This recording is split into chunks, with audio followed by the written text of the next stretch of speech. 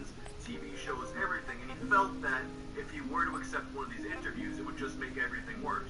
All of these pressures started to become too much for him to handle, and it eventually led to a lawsuit. The parents of Ghislaine Reza, the Quebec teenager who became a celebrity this spring after classmates posted on the internet a video of him mimicking a Star Wars character, alleged that their son was so humiliated by the experience that he had to get psychiatric care. In a statement of claim filed last week in their hometown of Trois-Rivières, I'm sorry, French people, the Rezas say that Ghislaine was so widely mocked at his private high school that he dropped out. He had to finish the session at Pavillon Arc-en-Ciel, a ward specializing in child psychiatry at the Trois-Rivières Regional Hospital Center. Ghislaine will be under psychiatric care for an indefinite amount of time, the statement of claim says.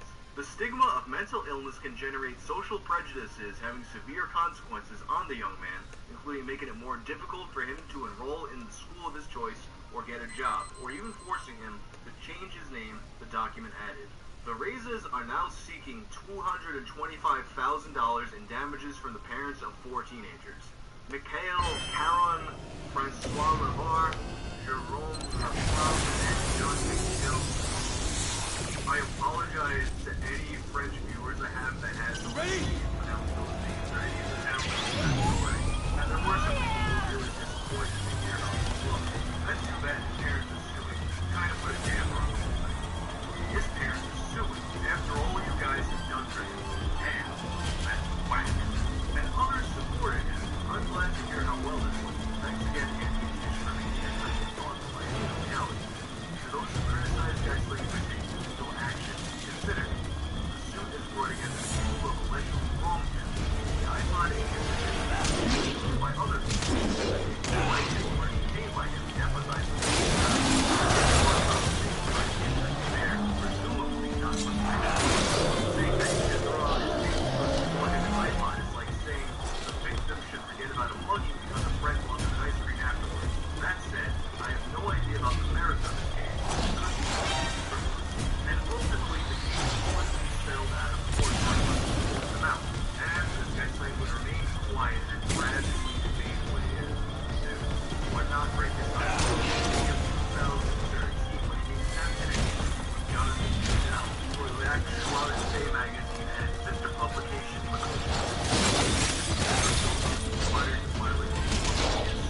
after a wave of high-profile science very dark period. No matter how hard I tried to suicide, I couldn't help but feel Oh, hey, what's up, Toto? Reza said he hopes talking about his experience will help other people with cyberbullying and urged other victims to overcome their pain. Help, don't survive, you'll get through it. And you're not alone, you are surrounded by people who love you. So what became the Star Wars connection? Where is he now? Though the video caused an interruption in his education, he was able to return to high school for a few years and finish it out. After high school, he went to Yale University where he received a law degree. And in October 2009, he became the president of an organization called Patrimoine in Trois-Rivières. This organization that he became the president of, that I don't want to attempt to pronounce again, is primarily concerned with the preservation of the history and culture of his hometown. In particular, he's pointed to events in the past of the town, such as the destruction of the city hall and other historic buildings, in order to make way for projects such as parking lots. He also mentioned plans to create publications that would give community access to information that was free or publicly private. And that's the story of Ghislaine Reza, the Star Wars kid. He was ultimately the guinea pig for what would become the internet's favorite pastime, completely destroying strangers for no real reason. And he wound up coming out on the other side actually doing pretty okay. And if you're interested in hearing about more internet celebrities, check out my Brian Pepper's video about it.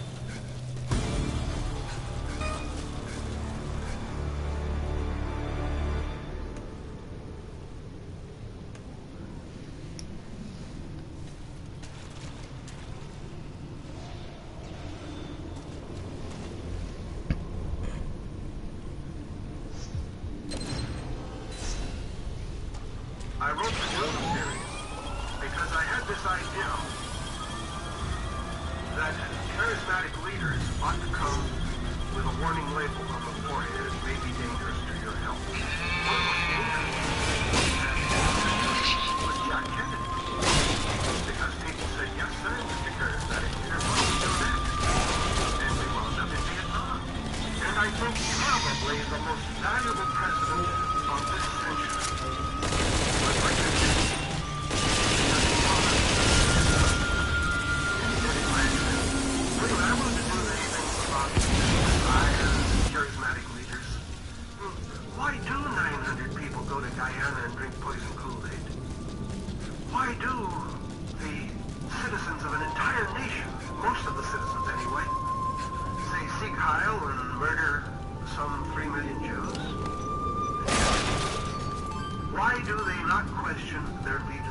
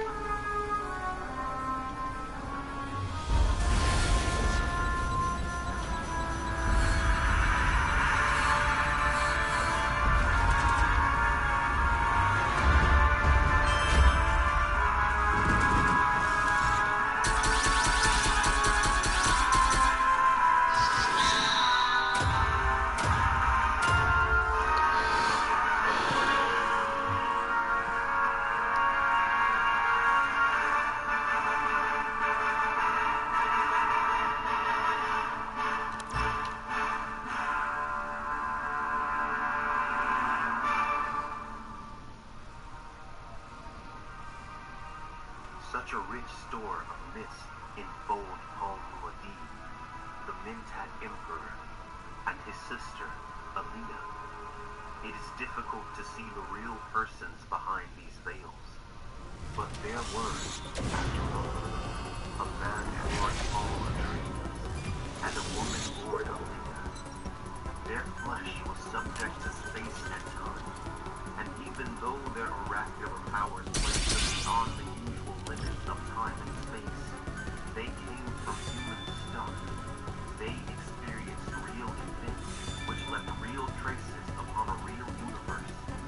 To understand them, it must be seen that their catastrophe was the catastrophe of all mankind. This work is dedicated not to Muad'Dib or his sister, but to their heirs, all of us. Each novel in the Dune saga preceding Dune deals with the effects of Paul's legacy on the known universe. Dune Messiah is known as the global world. At the start of Messiah, we are immediately faced with the problems surrounding Paul's rule of the Imperium.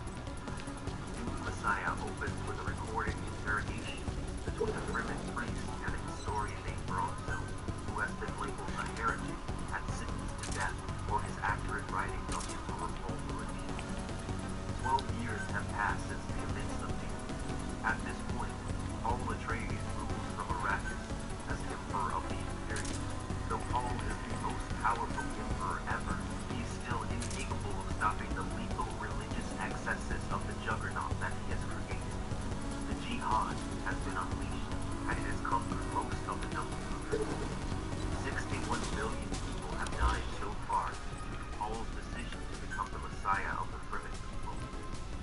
But according to Paul's vision, this is nowhere close to the worst possible outcome for humanity. It is in Dune Messiah that Paul begins the Golden Path, a complex and perilous plan to set humanity on a course that will not lead to eventual stagnation and extinction. At the same time, Paul must balance this with his duties as ruler of the Galactic Empire and as the center of the Fremen rebellion. Simultaneously, the outlying powers in the universe are growing restless with the status quo. Several forces are at work and conspire together to undo Paul Atreides and reverse the events that led to his ascension to the throne. These forces include the Bene Gesserit sisterhood, who are vexed that they have lost control of their Kwisatz Haderach, the remnants of the displaced House Corrino, the former occupants of the throne, Paul's control due to his control over his partner, and the mini Tlaylacs, who have their own agenda. The Tlaylac Sioux have sent the face dancer Skytail as their representative. Despite the murderous nature of the plot he hoped to devise, the thoughts of Skytail, the Tlaylac Sioux face dancer, returned again and again to rueful compassion. I shall regret causing death and misery to Muad'Dib. So, he kept this benignity carefully hidden from his fellow conspirators. Such feelings told him, though, that he found it easier to identify with the victim than with the attackers, a characteristic of Tlaylac Sioux. Skytail stood in complete silence, somewhat apart from the others. The argument about psychic poison had been going on for some time now. It was energetic and vehement, but the one that blindly believed the way to the depths of the great always adopted or matters close to their dogma. When you think you have to see what right, then you find one. That was the old Reverend Mother of the Mini Jesuits, Yais Helen Mohani. Their host is here on Wallachdon. She was a black-robed statesman, a witch crone seated in her floater chair at Skytail's left. Her Abba hood had been thrown back to the soul of her leopard face. Deeply pocketed eyes stared out of skull-masked features. They were using a Mirabasa language, only the land's consonants and joined vowels. It was an instrument for conveying fine emotional tones. Entrance, the heel steers they replied to the Reverend Mother now with spoken words, contained in a sphere, the love of his saint light. Skytail looked at the guild. Entrance swam in a container of orange gas, only a few paces away. His finger sat in the center of the transparent dome, which the mini Jesuit had built for the king. The guildsman was an elongated figure, vaguely humanoid with thin teeth and hugely fed members. Yeah, what's up, Al? What's mommy want? Hello? What?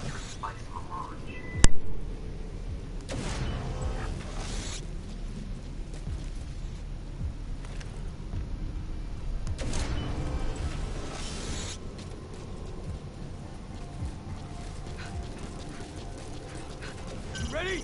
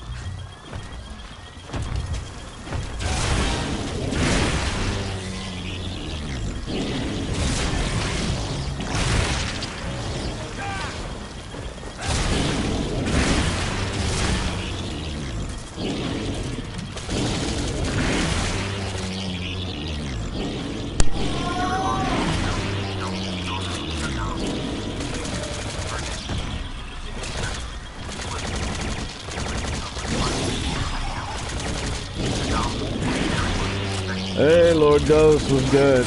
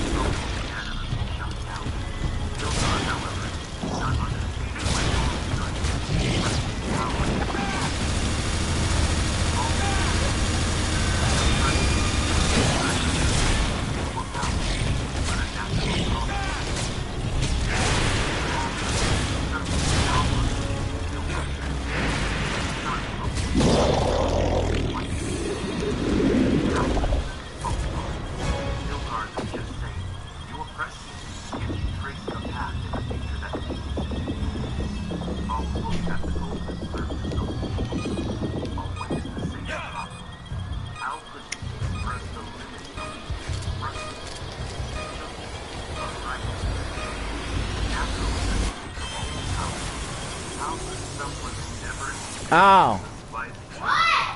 Your shoes are in your room, boy. I don't care. I'm just repeating myself.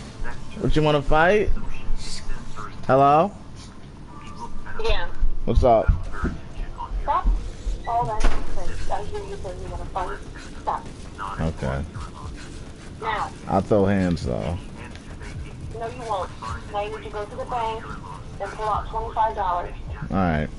You need it? What else? Do you need lunch or anything? I thought they could take a card and they said no, it has to be cash.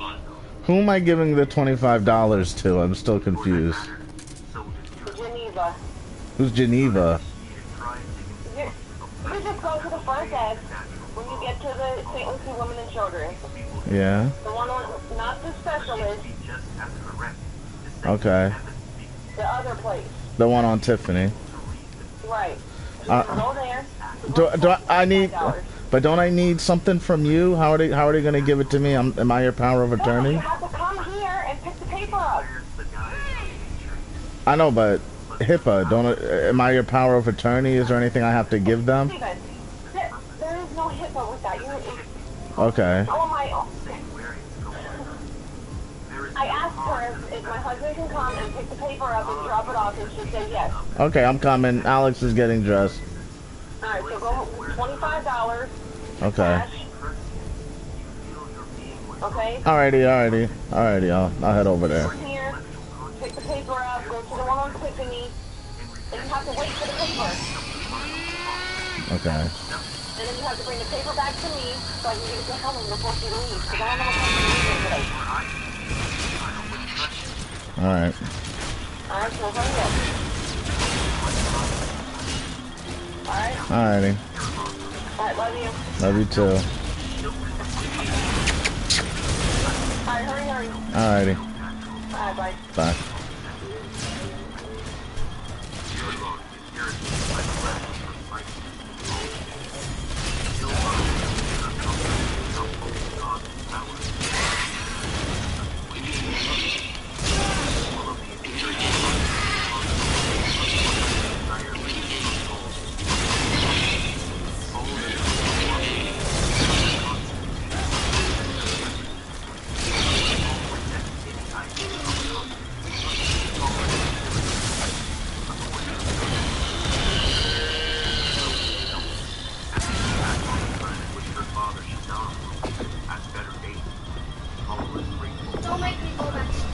You know where your shoes are? They're in your room next to the next to where your game station is.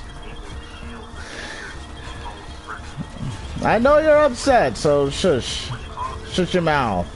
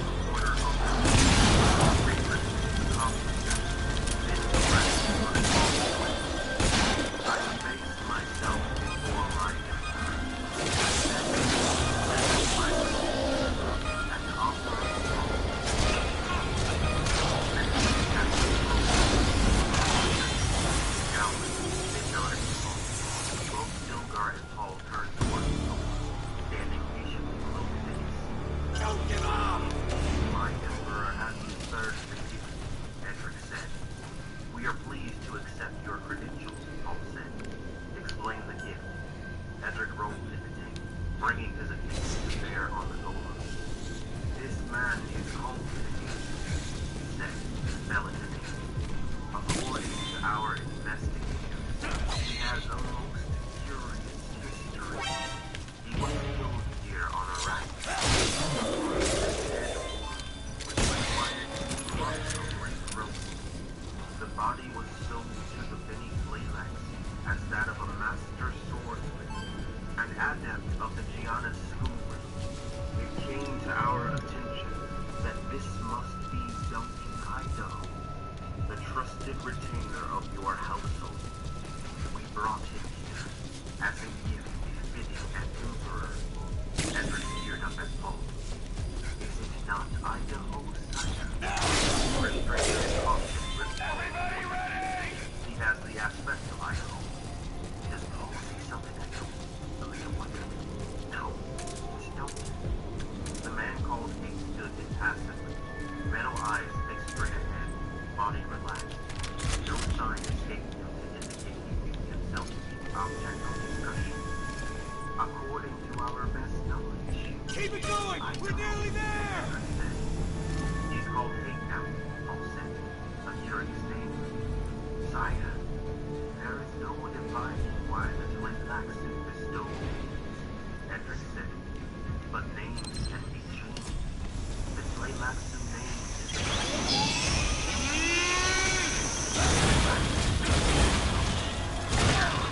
Ooh. That hurt.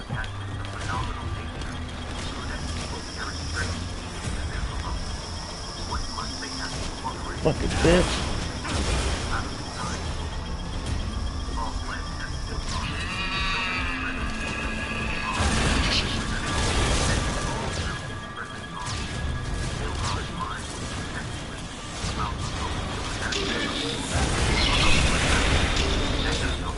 Ooh.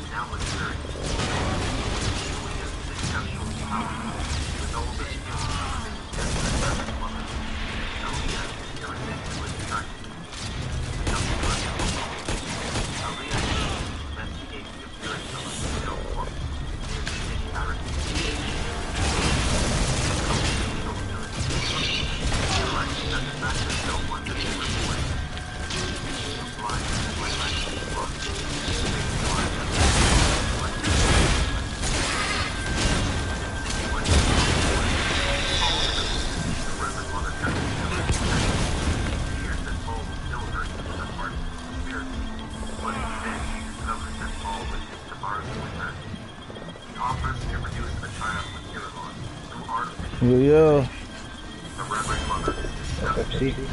Not much. I was watching a little thing, not a documentary, but it's just someone had a interview with the creator of Dune, where he was talking about how the world has this reverence for charismatic leaders, and that's what he wrote Dune for, as like a warning about following these charismatic, godlike leaders. Ideologues, yeah. I'm pretty sure that was a message of Metal Gear and like my mother booth videos. Oh yeah, yeah. You can see a similarity between not so much the story of Dune and Metal Gear, but you can see the similar themes when it comes to these leaders who start out with good intentions and then turn into like these monsters later on. These uncontrollable like tyrants. It's a strange thing. The relationship between a leader and his masses kind of feed off each other. Pretty much back into Hitler, kind of took the resentment, poverty of German people, like turned it into overdrive. and not only that, I it's hard for me to blame Hitler 100% for the problems of what happened in World War II, because the problems with World War II started in World War I. a lot of a lot of the similar themes, and the World War I. I know it was mainly started because Europe was salty that Germany had a private bank, and they were pretty much their private bank threatened the crown, threatened England with its production, so they were very When I was just listening to the briefing tapes from Peace Walker there again, the Amanda tapes, and she was talking about how Ronald Reagan sort of installed Somoza into Nicaragua because he wanted to stop a canal being built in Nicaragua. Yeah. Because if the canal was built there, then the Panama Canal ceased to have a monopoly on, riding through that area. Yeah. So very financial. It always goes to finance all these wars. Yeah. I mean, the thing with Vietnam, even when we were fighting Vietnam and Russia, I believe that was a proxy war between America and China, between capitalism and communism. I mean, I would suspect that a lot of wars are started for financial reasons. I mean, I know that war is definitely a great way to profit if you have zero morals. It's not even morals. It's securing your future, securing the future for yourself and your people is sometimes only truly accomplished by war. Yeah, that's true. Because It's foolish to think otherwise. It always goes back like people are, and it's a genuine concern. You should be worried about your future. You know, it'd be foolish for me to say not to be worried about it.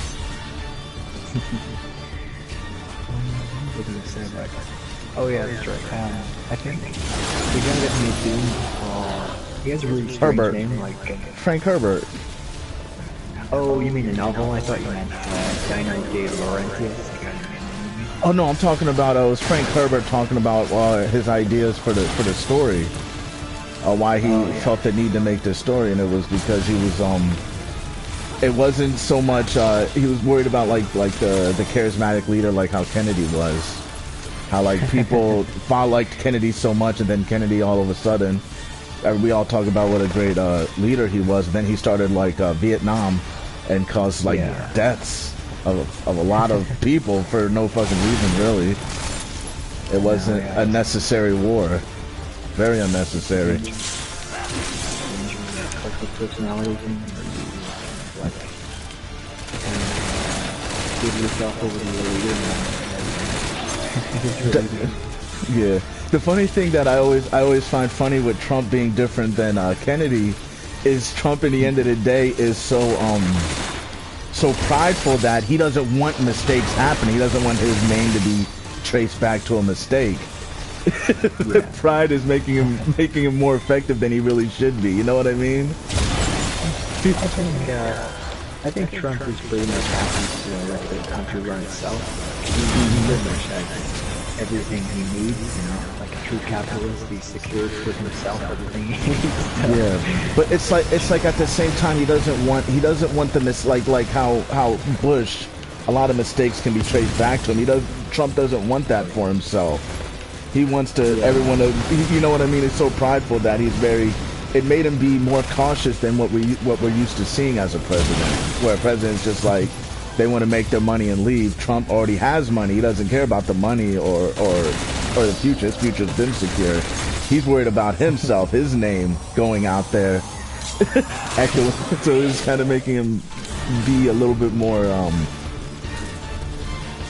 efficient and effective at managing the country, which I think his detractors kind of forget. They're like, oh, I don't know. Like, we complain about him, but then at the same time, economy picked up. Everyone's making money.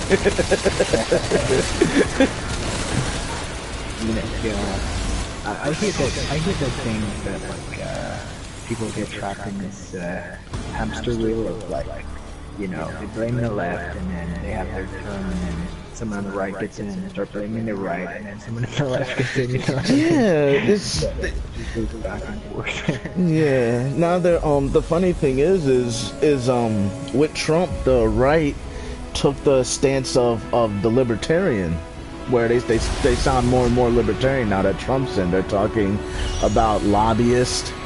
They're talking about corruption in state done from these lobbyist groups, and like this is shit. The fringe, the libertarians that we're talking about now that Trump's there, and they dealt with it personally. They felt it personally. Now they're like, oh yeah, there's a problem here. They're going after our guys now. They're starting FBI investigations on our guys, even though they didn't do nothing. Like, yeah, now you get it. And, oh, did you see that FBI getting grilled? The FBI had a FBI getting grilled in at the White House. Did you see that guy's face? That shit-eating grin. The tall guy with the dark hair. No. I don't know if he had dark hair. No, he was light hair, and they were talking to him, and they were asking him questions that he was trying to sabotage the Trump running for president because he was a Hillary supporter, and they were asking him. He just kind of was like, I don't like, yeah, that green, like, I don't know, did I? like oopsie. Yeah, and everyone was like, this is the head of the FBI. It's fucking kind of smug little prick. Corrupt, smug little prick. Head of the FBI. In some ways, it doesn't surprise me, but. Oh man, that was insane. That was insane, and it was insane to hear the people in you know, the people who support the state, the people I say are kind of crypto fascists that I've always known them to be. They saw that and they were even like taken back, like, whoa, the fuck is this guy? Talking about? just they saw the corruption like personified in that guy, and everyone was kind of taken back, like, ooh. Yeah. You ever hear about the FBI going after Luther King? Martin Luther King. Oh yeah. They're still. They had a very large kickback from that, and they still suffered to this day about what they did to Martin Luther King. Yeah, it's like. I remember reading a full letter they sent to him. They were like, "Yeah, if you don't kill yourself, we're gonna release some, recordings of you, having weird sex and stuff." It wasn't weird sex. It was like Martin Luther liked white women. Yeah. and then like I remember Martin Luther King, like he talked to his wife about it. Like, yeah, I was fucking a lot of white women out there, man, and she was like, ugh. But she was a good one. She was a good woman. She stuck with him. She knew She knew what she was getting into. He was too charismatic. Yeah. I think that's what. I think that's what you have to expect with those type of leaders. They're gonna get tail. They're gonna get straightened. Like marrying a rock star or something. Yeah. And like a little more important than a rock star, because like he actually is I guess in his mind fighting for a better tomorrow. And that's how he's seeing himself. So I can imagine there is a inflated self-worth that comes with that type of mentality. So you think you deserve. Well, it's strange. I can definitely imagine him getting a hippie chick, Oh yeah, I'm sure he was getting a little bit of everything. Shit. Damn, Martin Luther King, yeah. But oh yeah, that guy we were talking about, yeah, he's fucked up. He is an Uncle Ruckus. I listened to more of him, and he gets worse. Remember that guy we were talking about with the goatee? Forget professor. No, he's not a professor. the black guy. Forget his name. Peters. Jesse P. Yeah, he's fucked up. Yeah, he's kind of fucked up. I was listening to him more, and I was like, ew. He was like, racism isn't real, and I'm like, what, dude, really? It is. I could get a definition. I could look it up in Webster's. It's a real thing. It's a concept. Yeah. Yeah. Oh, it's funny. He grew up in a plantation and stuff, so it's weird that he should come out with such attitudes. But who knows? You know, he saw those institutions from me. His opinion. Yeah. It's a strange opinion because it really denies that there's racism is a real thing. I've seen it, and I think his definition of racism isn't something he understands. Racism is to exonerate your own race above all others. That's a real thing. People do that shit. Fucking when they when you like if you go to China right now, there are things Chinese citizens can do that you cannot because you're not a technical Chinese citizen. You can't become a true citizen as someone who is of that culture and of that ethnicity is. You know what I mean? It's weird to say like racism doesn't exist, but when you see that in other countries, where they're like, yeah, you go to Russia right now, Jesse Peterson, and and you're not gonna be able to get the same rights as a Russian because Putin says Russia is for Russians. Yeah. Russian is a race. That is an ethnicity. I will say one thing about Jesse Peterson. He did an interview. I supported what he was saying because he was black lady came on and she was like, yeah, black people can't be racist. I don't agree with. I think anyone can be racist, and I don't think it's always a bad thing to be racist. It means you are for your own race, and sometimes you need to be for your own race because no one else is going to help your race out but people of your race. That's facts of life. You know what I mean? Like you see that. I think for him to understand racism, he can't be from the South. He had to be from New York. I think people from New York understand the true scope of what racism was because when like I'll put it like this: when Irish people came to America, they were treated very poorly, and they had to band together to help each other. Yeah. And you had that with other immigrants who came to New York, where all these people were at odds with each other and were competing against each other, so they all teamed up with people of their own ilk. Yeah. That was racism. That was racism. That was what it was. That's the definition of racism. Yeah. Looking at your own kind. Yeah, it fucking happens. It happens, and it's. I think it's delusional to think that it doesn't. Especially in America. Especially in America, all you had to do was go to New York once. Go to New York once, you'll see it. We think that the South is the racist one, but go to New York, you'll see true racism. Go to a Chinese restaurant in New York.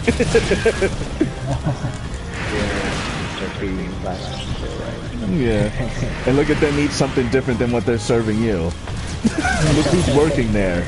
You know, it's funny, like, I hate to say this, but in my experience, the Asian people that I met are racist and Oh yeah. The true term of racism too. It's just they just won't fuck with you. They won't talk to you. They won't open up to you like they would with someone from their own race. They look at you as being an outsider. Xenophobia.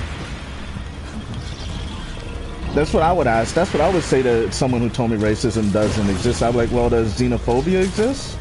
The fear of outsiders? If that exists, then racism has to exist. Can't have one without the other.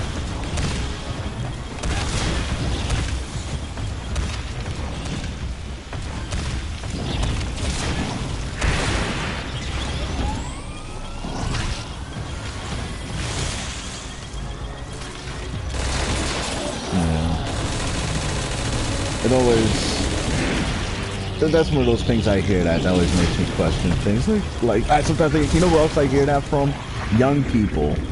Like, oh, we're just one race. I'm like, oh, dude, you can say that, but that's not what society's reflecting. Society doesn't reflect that mentality that we're all one race. Yeah, I mean, even in my country, people, like pretty much the majority of the population is white, but I mean, we were along ethnic lines, if you can believe it.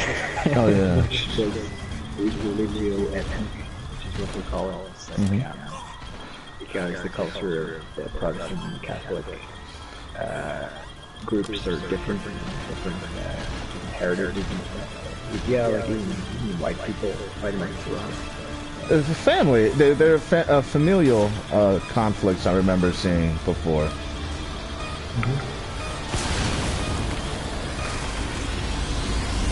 Yeah. I heard of those. I heard of there was the Family Feud, which right now we know as a video game, but started from a I think it was a family dispute over land. The story, and it was these two families were literally like living like maybe like two farmhouses next to each other, and they were killing each other over a turf dispute. It was pretty famous, and they have a picture of this old woman. When they talk about it, they had a painting of it where it's like this old woman sitting in a rocking chair next to a window holding a rifle. Like she has her knitting stuff next to her, then like every once in a while she'll look out the window and bust shots at the neighbors down the street. That's America, yeah. That's funny. Like saying that we're all one race and we can hardly even get beyond fighting amongst family. I think it shows the bullshit of humanity, where like we a lot of people, they talk about wanting peace and quiet, but their actions go against what their words are saying. I think there's like a restlessness just present in humanity. We don't like peace and quiet. We get restless when we have peace and quiet. We say we want peace and quiet, then our actions conflict with that statement. We didn't evolve for peace and quiet. We're always for conflict, I guess. But there's a big difference between being prepared for conflict and willing it to happen. Yeah. I would say it appears we will conflict into existence. Just our words say one thing. We say we like peace and tranquility and quiet, but if we given that too much, we see people do things that go against that type of behavior. They sabotage it. If you look at the culture right now, like, what are the fantasies? Mostly violence, hardship, survival, and social conflict. So that's like, say that the culture is a reflection of subconscious mind. That if that's what's coming out of the collective subconscious. That's our dream. That is, and it's, I call it the restlessness. I call it the restless. Just people are just restless when it comes to things like that.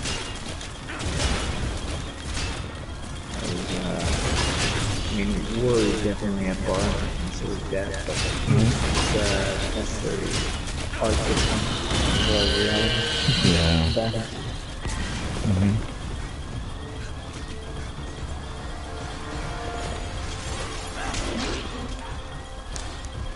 Imagine you played a game. That's why people were upset with the what do you call it?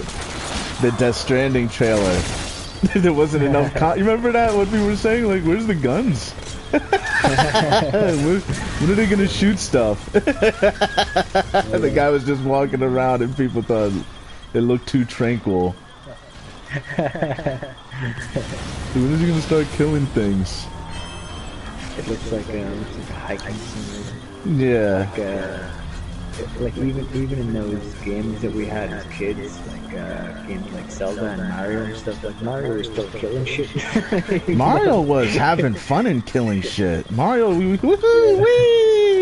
Yeah, he was having a drug trip and stomping on. Yeah, Mario. Shit, Mario was a beast. On mushrooms, yeah. Believe me, he was 10 times bigger. He picked up a star and just started just running in his shit and killing it and just speed running shit. No. Funny. That's pretty much how animals are. They're like, they think nothing. Doing really violent things. No, I'm pretty sure to the animals, they probably don't even see the violence. How we, they don't consider it violent. They're like, oh well, shit. Time for lunch. I'm gonna rip this thing's intestines out. And I'll keep ripping these things' intestines out because I don't know the next time I'm going to get a chance to rip this thing's intestines out. God, we're so sheltered from reality sometimes, I think. Yeah. We just have people that specialize in violence and wash our hands, just like punches. We wash our hands and say we weren't involved. That's not me. Exactly. Like, it is really no separating you from the people who commit these violent acts, because I'm pretty sure in their minds they have a really good reason to do so. Yeah. As I watched the video, the guy runs out, abracadabra motherfucker, and kills a bunch of like kids walking to school. And he was pretty sure in his mind he had a good reason to do so. That was the funny thing. I gotta show you that video. It's fucking hilarious. He's just like hiding in a bush with an AK-47. Literally, that's the video. Agents of chaos ready to breathe life and steal or revive. And they're recording it. They're recording it like you would record, like doing like someone would record doing a skateboard trick. They're like, yo, watch this. Watch this shit. Here they come. They got off the bus. Yeah, that's pretty funny actually, because like most of the videos you see that are posted by gamers are just like pure grotesque murder non-stop. Oh yeah. That's kind of one of the things I like about this game, where it kind of reminds me of the story of Dune, where Dune, all this crazy shit happens, all this like violent unspeakable acts happen, but it's all for economic gains, for getting spice production, things like that. They're like killing, like butchering someone's family, kidnapping the father and torturing him to death, and then later on they're like, oh yeah, I did it because, you know, I wanted the spice. And you're like, yeah, but why did you kill the guy and desecrate his corpse? Well, yeah, spice. Spice of life. The spice, yeah. What did the spice? And you're like, no, that's it. Fucking Harkonnens. What was the purpose of the heart plugs? You can't put those on workers. Like, yeah, it's spice. Spice, nigga.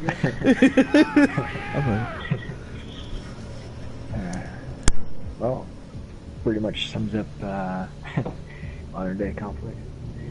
Yeah. Fucking genocide and patricide and all these.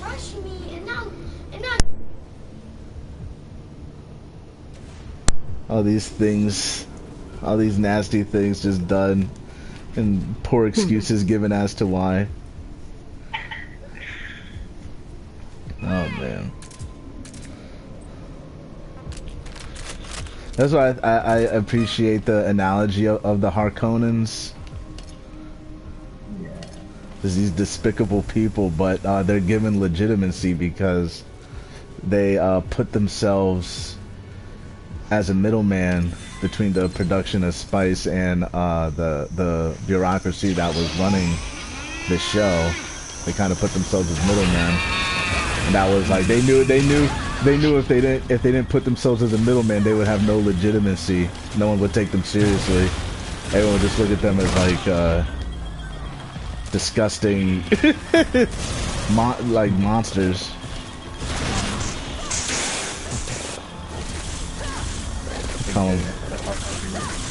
They were definitely the most disgusting. Oh yeah. I genuinely felt very comfortable. Oh yeah. Also because it was a very humorous movie, it didn't feel like entertainment. It felt like some kind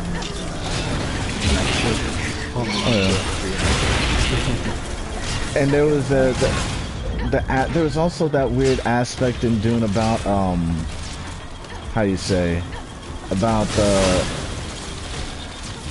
I don't know how what you call it when you kill, not genocide, but the act of breeding. You know what I mean? They had a message about breeding. Yeah, about like the Bene Gesserit were breeding certain people. They were making certain people, make sure certain people have babies. Remember what I'm talking? You know what I'm talking about? I forget the name of that. There's a word for it. Like making sure their genetics get passed on. Yeah. Eugenics? Eugenics. Yeah, there was a eugenic aspect to the people who were, because the Bene Gesserit were considered as secret rulers of Dune. They were kind of calling shots behind the scenes. And their whole purpose for calling shots was to enact a form of eugenics on the universe. Yeah, that's, eugenics is, I mean, there is a case to be made that, it should be something that humans endeavor to do, is to try to pass on the best. Like even, you know that genius Nikola Tesla, proponent of eugenics. But the thing is, I think the problem with eugenics is we can't be the judge of what genes should be passed on and what shouldn't, because we, at the end of the day, aren't 100% sure. We don't have the full mental capabilities to make those judgment calls, I believe. Yeah. I mean, like, you can do pretty average IQ parents and genius.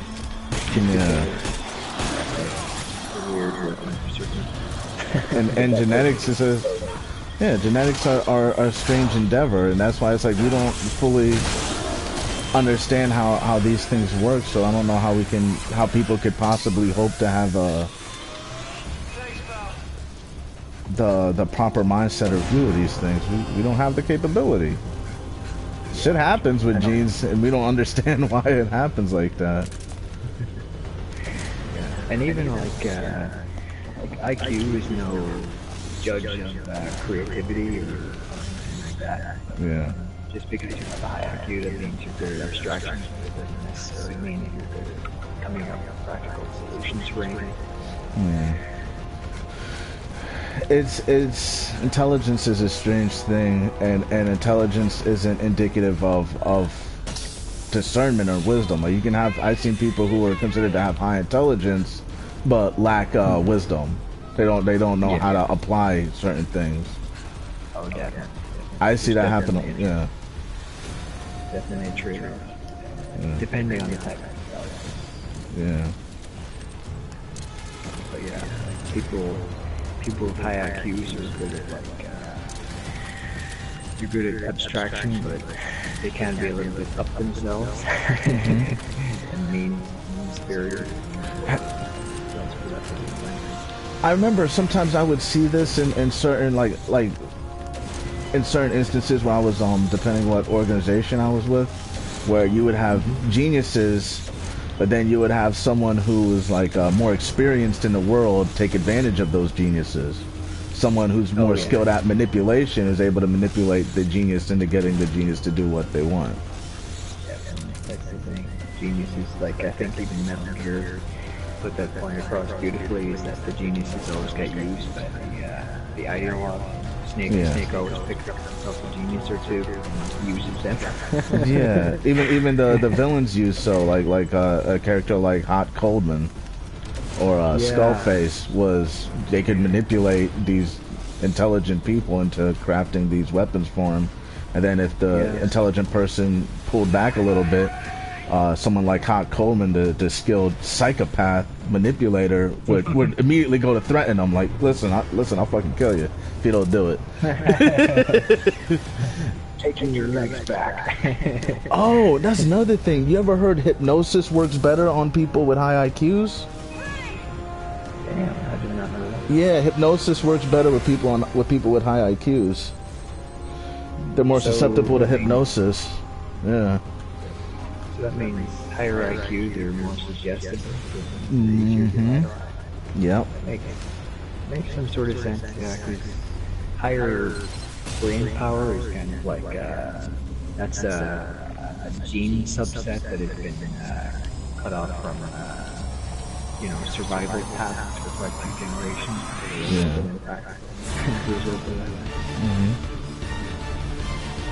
I heard stories where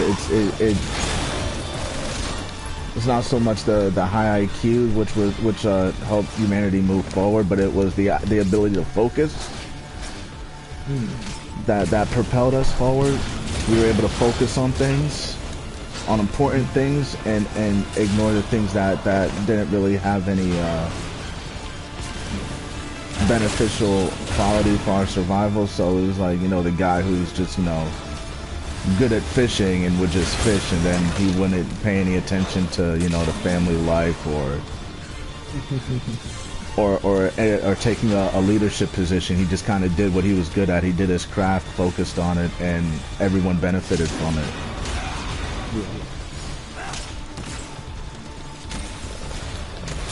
Yeah, the ability to focus is an important thing for survival.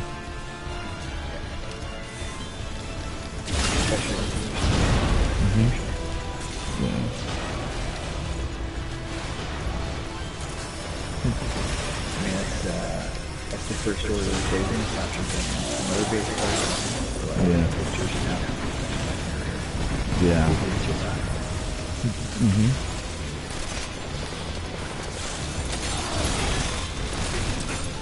And I think that's where a lot of games suffer too, where you'll see them.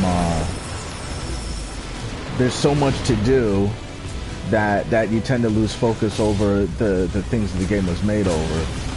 You know what I mean? You're not able to play the game the way it's meant to be played because you don't know what to focus in on. Yeah, I think Phantom Pain kind of walks giving you too much open space and stuff. Yeah. Appreciated and focused.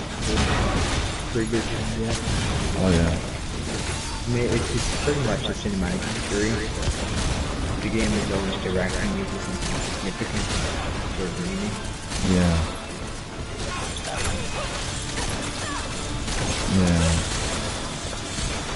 And it's hard to get meaning from things that are superfluous, like things that don't really matter. Oh yeah. And that's what it seems like what's happening with Phantom Pain. There were things that really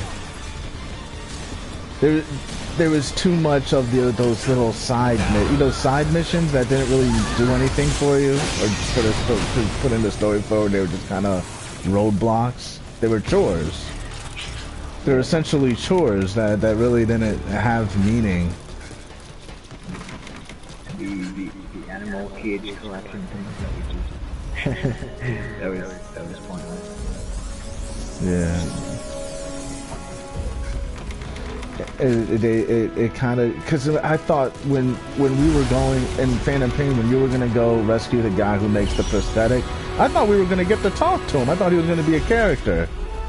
But like, you don't talk to these guys you rescued or you kidnapped. You just have what's his name talk to them for you.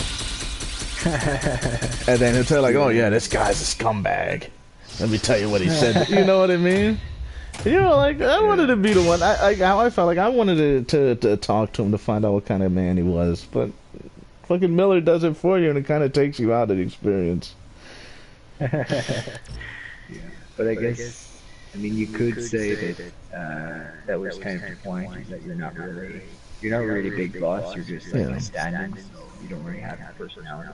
That's why I think Peace Walker was a better game, because Peace Walker, Big Boss had engagements with everyone he came across. He would have these. I remember even the first time, where the first mission in Peace Walker, where you go into that little cabin and you get into a tussle with the CIA guy in there, and the CIA, you interrogate him and you actually talk to him, and Big Boss kind of has trouble, you know, wrestling with him, and then tasers him and shit. Yeah, like that was it was just one soldier, but it was like you got a feel for who this guy was. The guy was working, and you were getting in his way. And he was like, get the fuck out of here. You know, it kind of got that, but Phantom Pain didn't have that. You know what I was really looking forward to whenever Phantom Pain was on the way? What's that? Was getting to know like members of the rebel organizations that you're supporting. You know, Yeah, like, the staff. I thought we were gonna have stuff with the staff where we would go into their quarters and, you know, I don't know. Yeah. Or even just like one character from the Mujahideen. Yeah. One. Like they were in the historical setting, the African historical setting. There were Cubans in the area. But you didn't know that. Oh yeah. The Cuban army were fighting with local communists in Angola in 1984. So there's every chance they could have had Snake reunite with Cubans. Oh yeah. Even when Snake had when he was rescuing people in Peace Walker, he talked to some of those guys you rescued. Yeah. He would talk to. It's just a hell of a lot of better for him. Probably also because, the main character spoke. Main character spoke and talked to people. Talked to people he was tasked with rescuing. Mm-hmm. It really. I didn't realize how important that was until we got a game where that wasn't in there and it didn't feel complete.